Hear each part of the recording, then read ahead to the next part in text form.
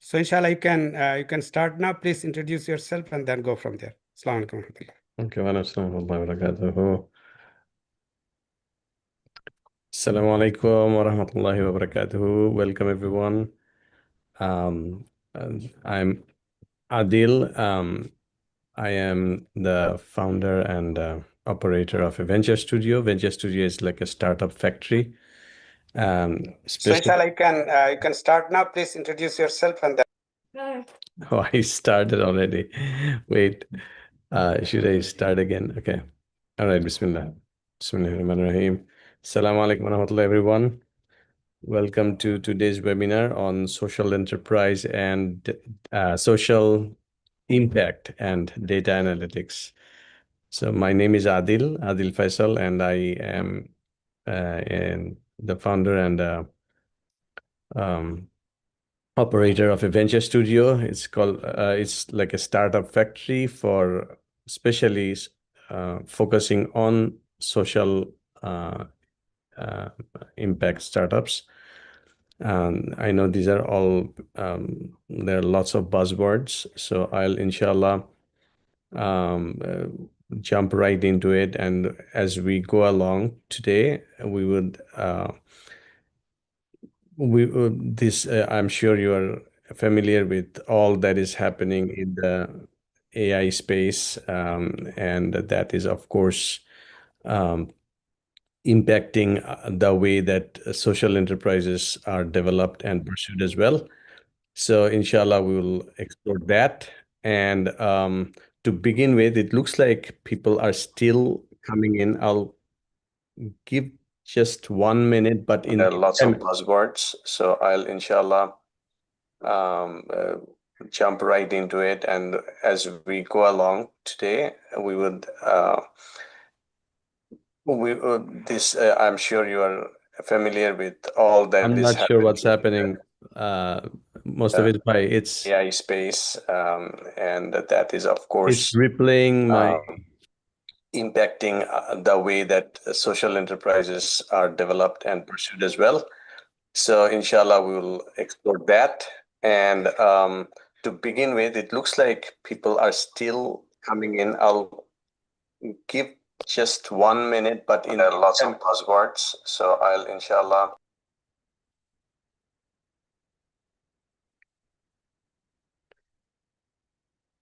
Can anyone explain what just happened? Because I heard my whole audio all over again. Can you guys hear me okay? Can you put a yes in the chat if you hear me okay?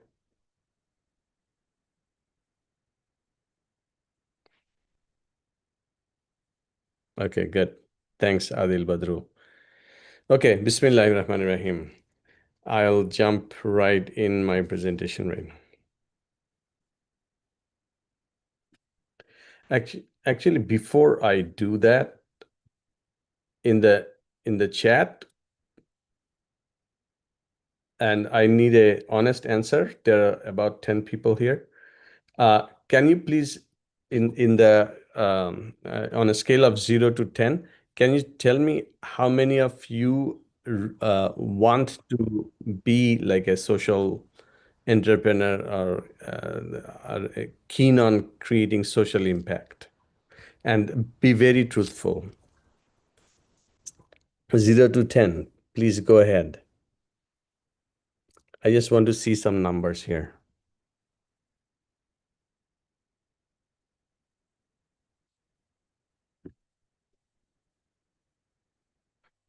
Mustafa Bhai, you have a very silent, very polite crowd here. I'll inshallah jump right in. All right, Bismillah.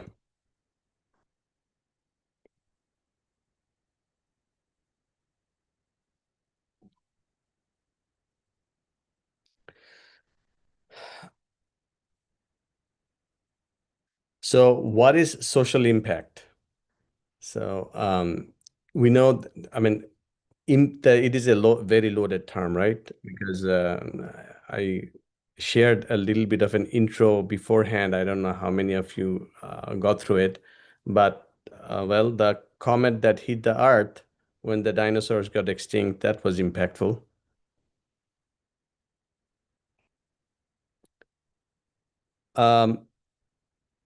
Who's the other admin here? Because my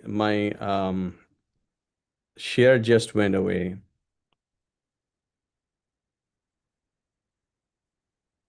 Okay, try it now. Sorry, I'm having difficulty in streaming and putting it together. Sorry.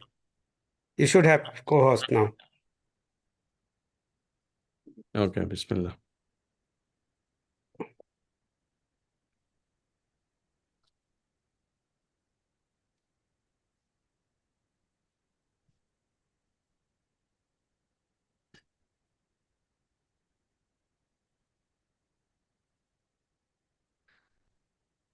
But you can hear me okay, right, Mustafiz bhai? Yes, I can hear you right. Okay, good. Bismillah. So, and there are many things that happened in our life, in our society right now that are quite impactful, right? So, from curriculum changes that happened that we were very concerned with, we're still concerned with, to changing of history by history written by the victors, right? That kind of change, misinformation, disinformation, all are very impactful. So the social impact, and it is impact in society.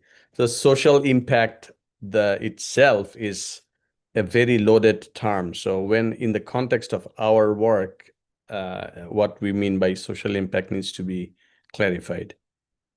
And by the way, this is we will inshallah like the audience to participate. So at times I would ask for questions. So if you guys participate, that will inshallah give me more motivation to steam forward. So what is a social enterprise entrepreneur?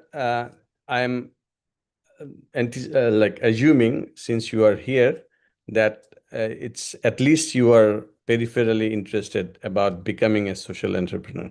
So entrepreneurship is defined like this by a professor. Entrepreneurship is pursuit of opportunity without regard to resources currently controlled, meaning basically tawakkal to Allah. Many entrepreneurs do things that are pretty risky, but they're driven by something bigger than just that, driven by a purpose of whatever it is. And that purpose may or may not be socially beneficial, but entrepreneurs usually have that drive that lets them pursue that goal. Now, in the context of social entrepreneurship, I'd love to add this highlighted item in the context of our work today, which is like we want, and Mafik has been trying to do that for ages. And in the context where we are in, we define social entrepreneurship as something that would be, inshallah, positive and impactful, that will bring in positive and impactful change in the society, and that, of course, has to align with our faith and our values, right? It's a little bit pedantic, but I think that framing is necessary. Now, making of how do we go about pursuing social enterprises, social business? Now, that kind of, I mean, it's not different from any other startup that you would pursue, in any other entrepreneurship that will pursue, but with some caveats. And the steps here of a typical startup is, of course, step 0 is problem market fit, whether it's you're solving the right problem. And then step 1 becomes like, okay, you have identified the right problem to solve. Now, like, the solution that you're capable of making, is that the right solution, right? And then after you find the right solution for the right problem, then you go for product market fit, step 2, which is you have solved the problem for a group of people so well that they are like driving to you to adopt your product, right? That's your product market fit. And then the last stage is of business model fit, which is, okay, you have found your product market fit. Now you go for adjacent markets, you go for you go to other countries, you go to other demographic, etc. Right? The social enterprise will follow kind of the same norm, but with some caveats. The caveat is this, that when you are designing a social impact product or service, right? Usually you have to have a system thinking approach for you are not designing a t-shirt. You are designing a product or service that you may think just is for say the Afghan refugees, right? But it will, or just refugees in your city, or a school, or seniors, whatever you name it, right? But it will affect. You have to have a very good understanding of all the stakeholders in the system that gets affected, right? So in that sense, this step 0 is very critical. And that's the step we will drive in today, pretty deep, because if step 0 is wrong, especially for a social enterprise, then if you are solving the wrong problem, then the rest of the effort is misguided as well. So there you go. So the 3 guardrails to be before we jump in step 0, which is finding the right problem. Are we solving the right problem? The 3 guardrails to remember: number 1 is keep it grounded, right, in our faith and value, and keep it real. Keep it real meaning make what matters. We have to keep our biases aside and be very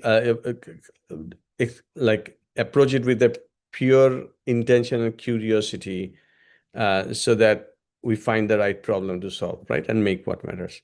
And lastly is keep it honest. This is where the data comes into play, right? The measure what you have to not only make but measure what matters, meaning whether your product or service is successful in delivering the correct impact. You have to be very careful in what you are measuring, because measuring the wrong thing will again misguide you, right? A good example is that I'll give you a good example. You have a e-commerce website, okay?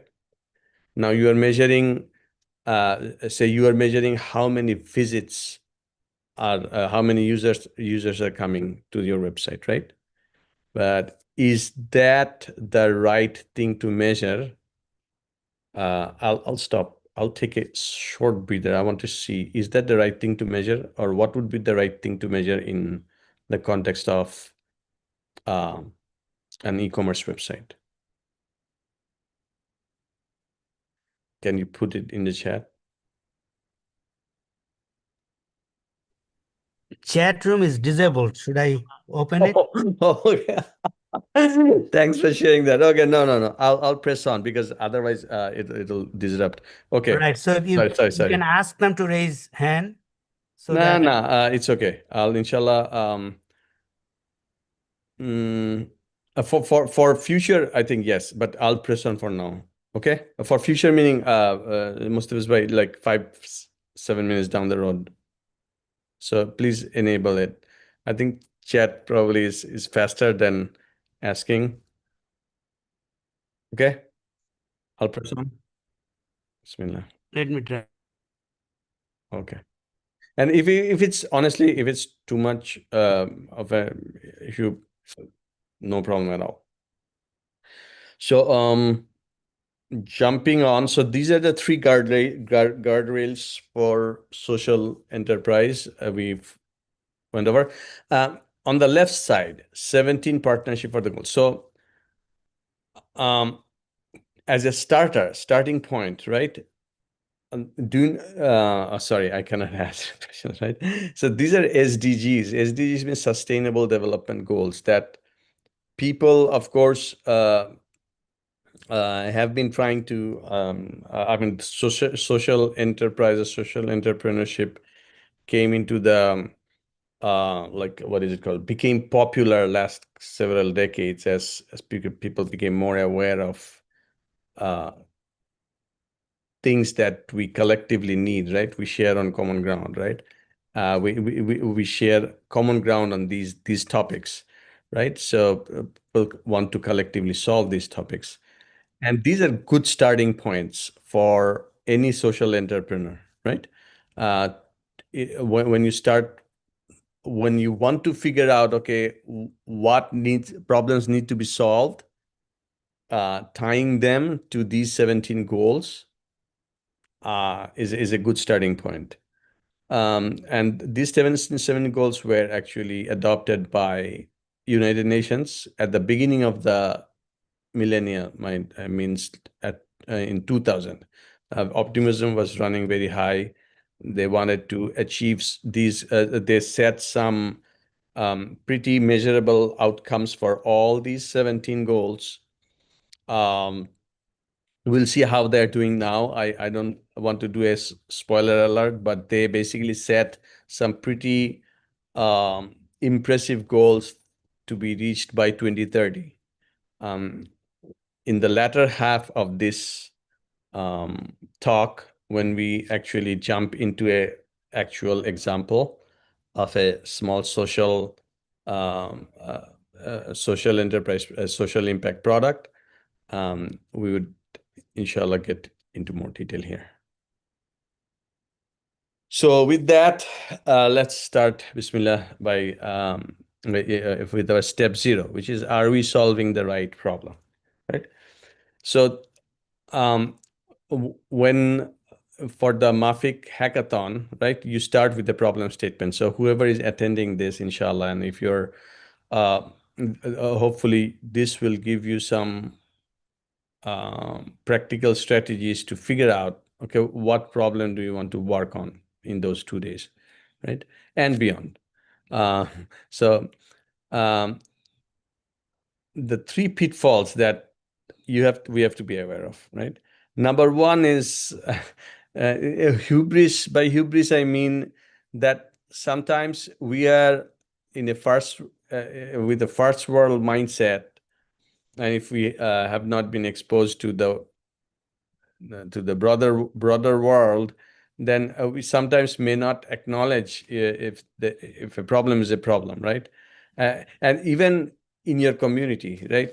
There may be people who are silently suffering for very many reasons, but we are not aware of it, right? So, and when you are number 2 is, when you are a hammer, if you have a domain expertise or inclination towards something, right? Everything feels like a nail, right? So we have to be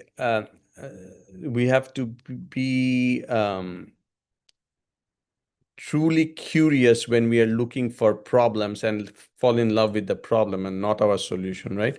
We have to try to develop the love for the problem, whatever the solution is. You may be surprised that it may not even need AI, right? But if you feel truly passionate about a problem, right, just because it does not need AI, do you not solve it, right? That's the question. So this example was given by a friend of mine. He wrote a book called Do Bigger Things, right? His name is Dan McClure. He was saying that during Ebola outbreak in Western Africa, this was before COVID, that those guys had almost zero to no connectivity in places, or used just flip phones. But there were startups coming up with mobile apps with data analytics and dashboards and this and that, without even understanding where it will be used, who it will be used for, right? They were just too happy building the solution, right? And feeling like we are creating impact. So that's kind of connected to hubris as well, that you have to really empathize and be really make yourself be in the shoes of people you're trying to serve people, or it can be animals, right, that you're trying to serve. And lastly, miss forest for the trees is miss forest for the trees is when we are trying to solve a problem. Many times, if we are like look at this picture, right? If you're well,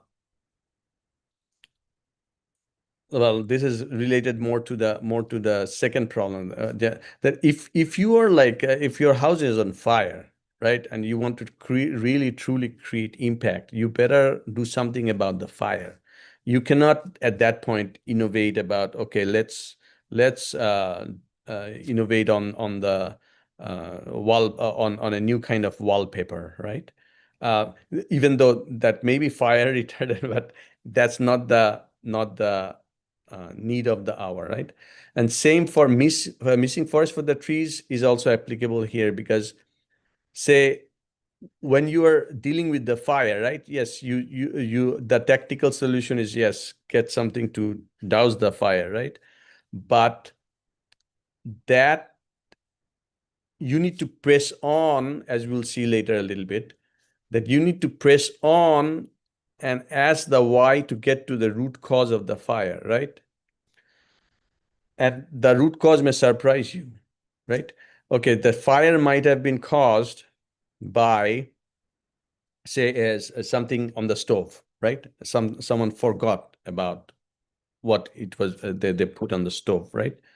But you need to ask why they forgot about it. Maybe it's a overworked single mother, right? Then the root cause to solve is how can you make sure she's not overworked and all that, right? So as you can see, the problem space may not be obvious always, right?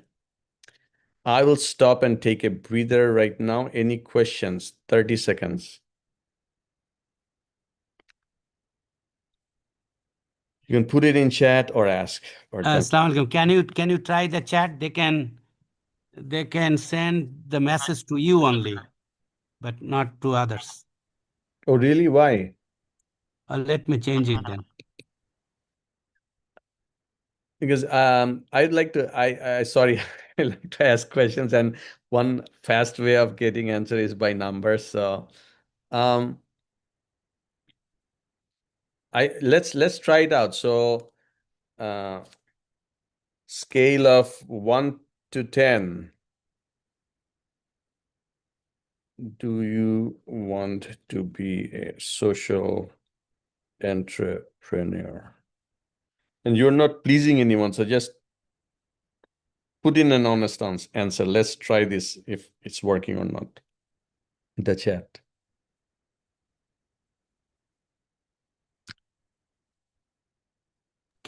I think they should be able to use the chat room now. Yeah, because we always consume YouTube continuously at TikTok continuously without giving feedback. This is kind of novel. Okay. All right. Can you try, please? Yeah. Any of you can try. Please send the. It's okay. Let's press on. It's not working? I have not seen an answer. I put my question out soon. Okay. I don't know what is happening. It's okay. So let's go ahead.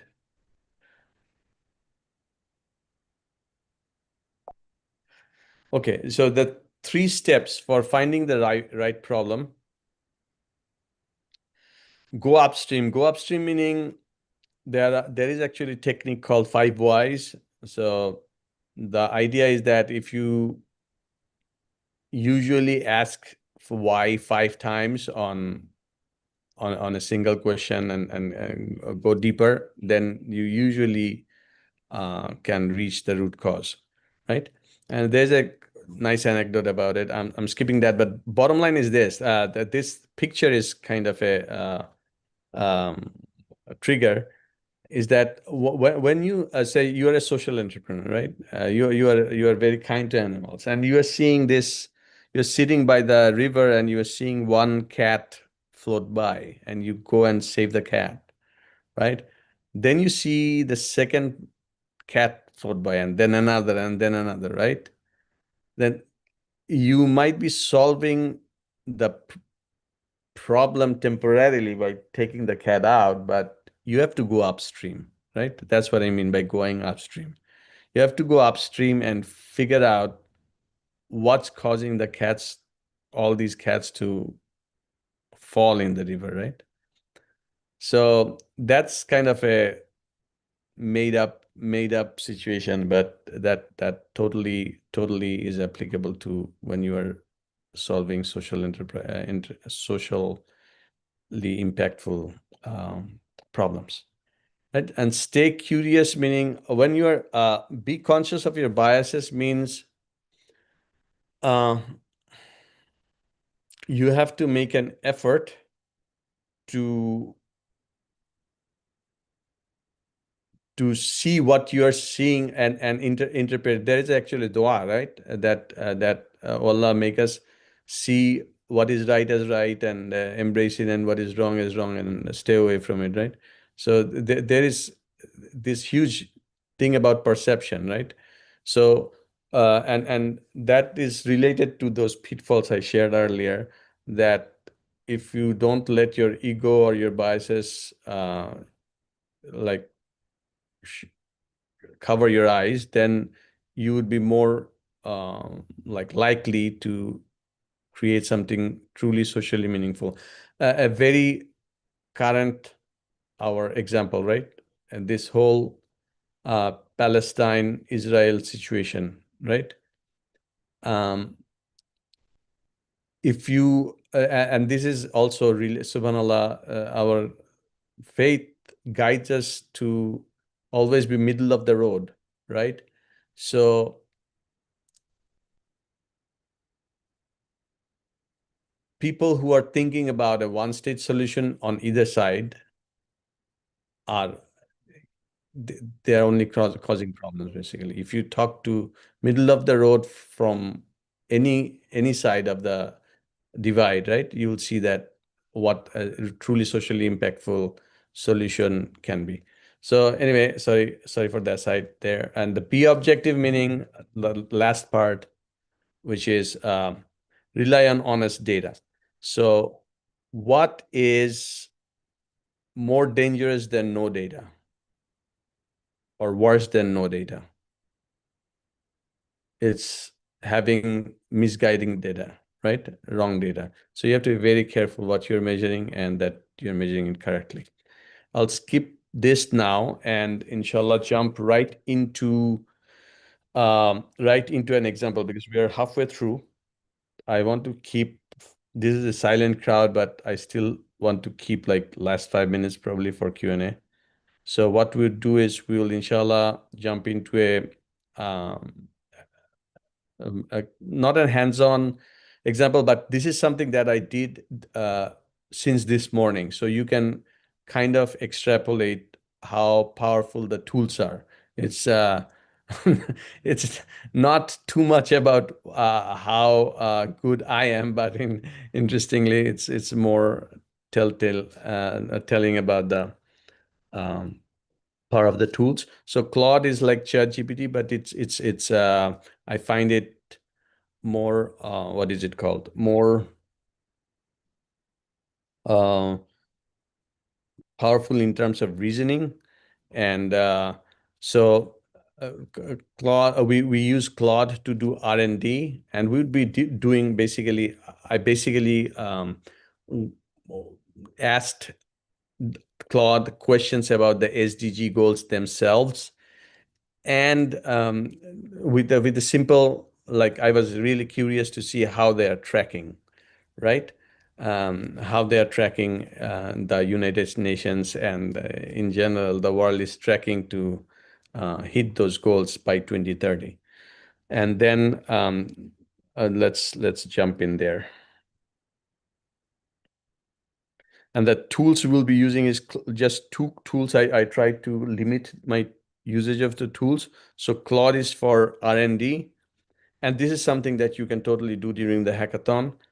And then I used Claude to actually generate our first prompt for Lovable. Lovable is the vibe coding platform, right? That allows you to code apps by just prompting. But by using Claude to actually generate the first prompt, I was using the free tier for Lovable. It's actually probably advisable if someone is planning on using it to get onto their first month, $25. That really opens up everything. Like there's another app. I'll mention it later. This is called Supabase, which is the database in the backend. So with that, we move to the. I have a question. Sure. So as far the hackathon is concerned, so is there any free version or is there any group version that that hackathon group can buy and make it accessible for all the hackers? Because instead of buying 25 for each, we provide a platform, something. One per team should suffice. Now, whether they have I think this would be too much, but I don't know. There's other vibe coding like Replit. They have other types of like packages, but for starters, I like Lovable because it's really very user friendly. So I think the 25 one $25 license. So that would be I don't know whether each team we can require them to buy. No, you cannot require them. But let me see. Supabase is the backend database. It's you can okay. I would qualify my thing. So I intentionally whatever you see now, it's actually still running on free mode. So I did not buy anything to generate this much. Okay. So that's what we want to see. We want to make it the purpose. We want to use free tools, technology as much as possible, because that will be other constraint we have to put on the MyHack team. Buying it. Okay. All right. And how about the Claude? Is that a free tool or you have to Claude buy? is yeah, Claude actually I bought it, but you can you can go a long way just using it free. Yeah. Okay, that is the focus here. At least the students should have an exposure what the tools are and use it to develop the prototype, but we cannot have them or require them to use something. So how many teams do you have? We have about 50 students. No, teams. I'm saying that teams has not been identified because some of them are individuals, so we have to form the team on the spot. It could be 12 to 13 or 14. Somebody has a question. Can you? Yes, Mashur. So GitHub actually includes Claude with their education thing that you post in the WhatsApp group. GitHub actually includes Claude and like OpenAI and other models for free. There you go. Awesome. And you can use GitHub to actually log into both Claude and Lovable. Yeah, and GitHub gives like the models for free as part of Copilot. So like you go to github.com and then you can use Claude from there instead of the actual website. Fantastic. There you go. So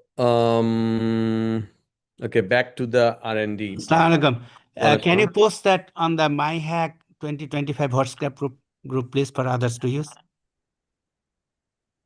Mashur. All right. Okay. Okay. You have access to the WhatsApp group? Yeah. Okay. And how about the lovable? Is that something? I don't think so. Okay. I mean, the experiences, they have a little bit of credit. That's why we suggest like we generate the first prompt as much as possible with Claude, because that becomes very efficient. Like just with one prompt, it was pretty much there. Then I had to tweak, of course, a little bit. But for hackathon purpose, probably it's. I mean, it would be fun to see how much they go in with using the free tier, right? So And GitHub gives and GitHub actually gives you like a lot of credits. Like you don't like it gave you like 10,000 or like something, 20,000. I forgot how much. for using the Copilot. Yeah, like Claude and OpenAI, they give like 6 or different models, a couple. Got it. And do you and you can deploy in GitHub, right? So it's just Mm, but where do you get your database from? I use my own. Like I use like self-hosted or I use Neon. I don't really use Superbase. Got it. That can be a good model. So when is the hackathon? 12, right? I Yeah, think Vercel has a lot of free products. Like Mashhur, I can probably go offline with you on this, and then we can kind of post a guideline like, okay, for free tier, this is the best option to go. Sounds good? all right. Because Superbase also have a free tier, but then again, I mean, depends. Vercel has like is more like If it gives up, if it gives up in the middle of Vercel and Neon. I use Neon a lot and like it works pretty well. What do you use? Neon. It's neon.tech. Neon dot what? Okay, Tech. let me quickly plow through this example, and then we'll inshallah. I want to follow up with you offline. Okay. Right. All right. So just a tiny bit of prompt engineering. I know I'm sure pretty much everyone knows it by now, but you give it a role, right? You give it a role and give it as much detail as possible, if possible examples. If it was a more serious prompt, then you want to give it examples as well. But giving it a role just like narrows down its scope that it answers you better, right? And there are actually 5-6 points like this. Another thing is giving, which I did not give it here, is give it a kind of an inspirational like motivation. For example, right after you say act as a world-class historian on technology innovation, you can say that I am trying to do XYZ, and your work will help me help our whatever company achieve this or create this social impact or whatever, right? So that also motivates it to give better results, as statistically significant better results. So and I'll share those details in some other conversation. So, but this is an exercise I did. How are we doing on time? 20 minutes. Okay, good. So this is an exercise I did just to show you. I'm just trying to give you some strategies of figuring out what kind of problem to solve, like socially impactful problem to solve. This basically went over last 200 years, all the major technology breakthroughs that happened. And this column gives you like what is the percentage of access. As you'll see that even automobile, right? even after 100 years, like 40%, 50%, sorry, more than 70% probably, right, are not quite reaping the benefit of this invention, right? So, and then of course, this is a very high level. You have to apply your 5 whys and of course, you cannot solve the world problem. You have to figure out, okay, which demographic you want to work first with, right? But this is a starting point. Moving on. Another thing about prompt engineering. You see this this phrase that you have to for R&D, you have to explicitly mention that do not make anything up. It's okay if you don't know anything about it, just to say that I don't know. So those are 2 tips. So now, following this, I started asking about SDG here.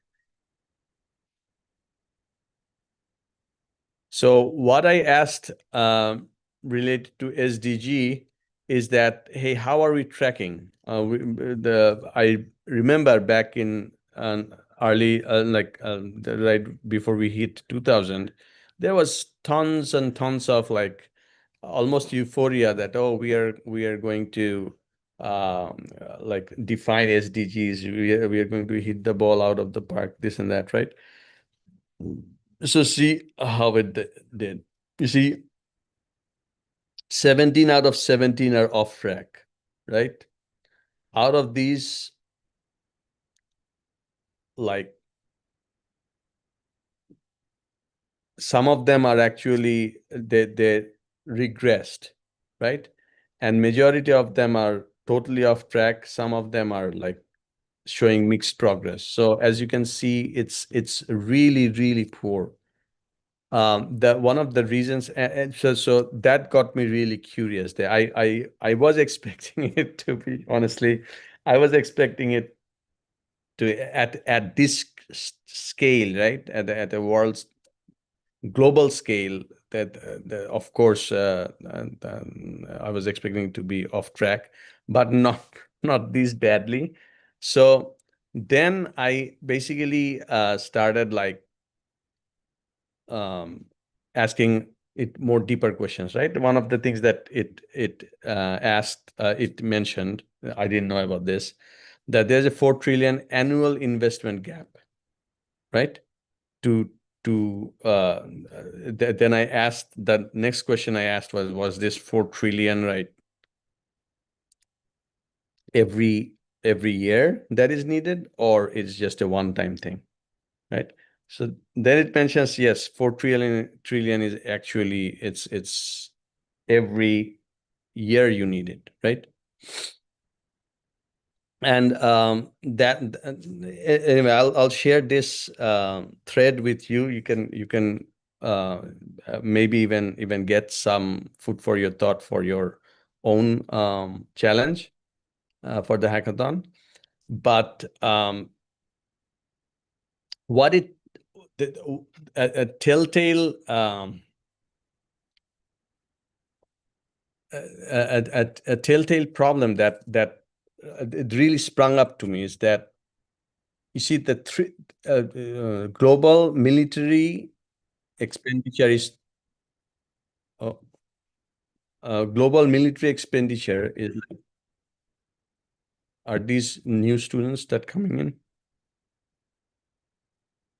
Global military expenditure is like 3 trillion, right? And as opposed to that, this type of social impact type like annual budget is like 30 some billion, which is like 1,000 times lower than what the world spends on making I mean in warmongering, right? So what do you expect, right? So and this is not to actually sorry, this is not to dampen our spirit of social enterprise, But this is basically to highlight that when we are thinking about fixing, creating real social impact, you need to make what is it called? Peace building as or more profitable than making wars, right?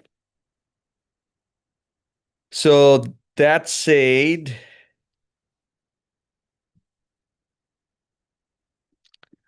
I'll get on to the making of the. So from here, I'm just telling you what what my thought progression was. This is all this morning. So my what you don't measure, you cannot improve, right? And one of the major things that are broken in this system is that you cannot measure these goals at a global scale ever accurately. It's just not possible. The way I know the way it happens is that big consulting firms, they are given huge amount of money. They go to these 100 some, 200 some countries and try to get data. And most of the time they don't get the data. So then they assume, they create nice reports based on assumptions. And that's what's basically trickling up to say the United Nations, right? So I wanted to make a very simple app where you can do a household SDG tracker, right? Where the household is asked very simple questions, and they will weekly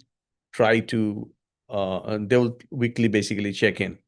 Of course, as I said, this is our kind of like a first world hubris type thing, right? People who are in war-torn situations, people who are not finding food, do you think that they would have time to check this in every week, like just so that we can create nice graphs? Of course not, right? So that's the hubris part.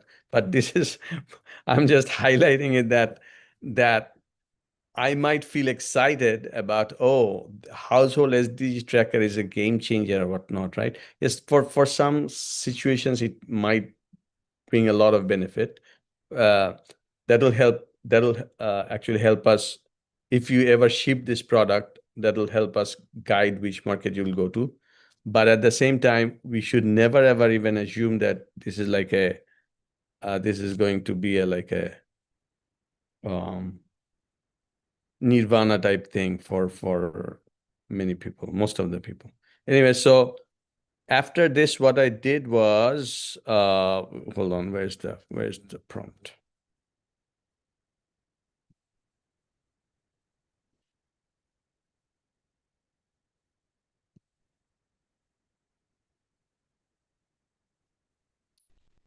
Hold on, let me find the prompt where it actually generated the huge prompt. I basically told the Claude to generate a prompt. Where did it go? Oh, I can actually go to Lovable to show you the first prompt here.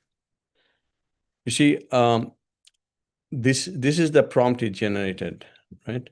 The Claude generated, right? So I described it that, hey, I want it to be like just a household SDG tracker. I told it that you are a world-class expert in SDG, right? And some extra information, and then described it that why I wanted household tracking to get accurate data. And then I said, generate me a prompt for Lovable. And it basically generated quite a decent prompt. I had to change, I think, just one or two things here. What did I change? Oh, one other thing. Where kind of like a verb, like a textual input is needed. For example, I wanted it to have a nice, nice like description of the goals in clear terms. I used Claude. I didn't use it for Lovable, right? So then, yeah, so it generated it even generated the database schema. I didn't yet connect it with Supabase, right? I have not yet connected it with Supabase, but yeah, it took me about 5 tries. Like first try went pretty deep, so I'll let you, inshallah, try it out right now. Let's try it out right now. It doesn't have a login yet. Let's try it out here. So you see, register your household. It's a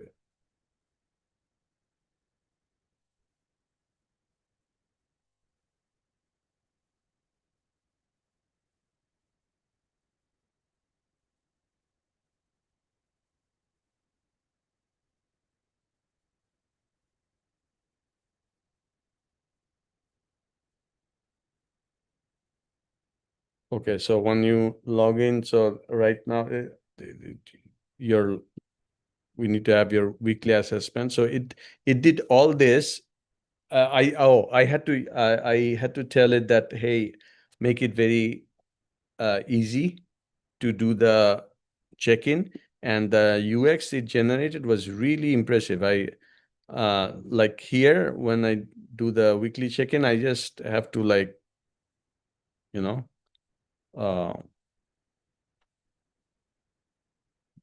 it takes me literally 1 minute to do the weekly check-in, right? And then it gives you the statistics and it gives you community impact. And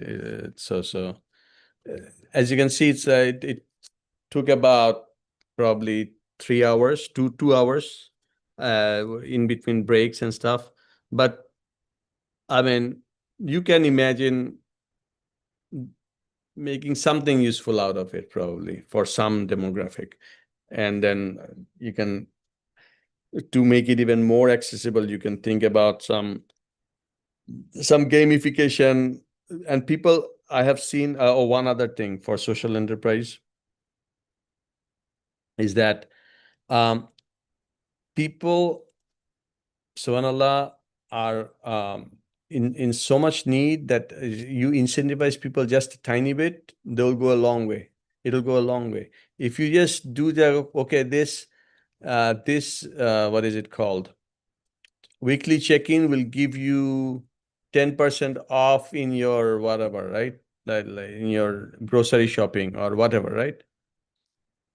You'll see dramatic change in participation, right? So another thing to bake into your app or think about it.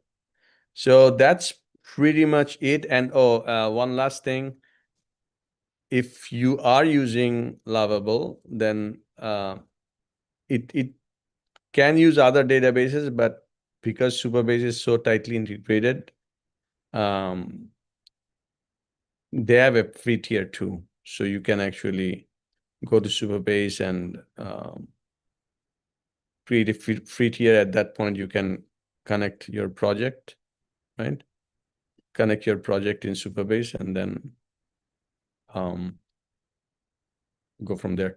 At that point, otherwise it'll Lovable will just create a shell app.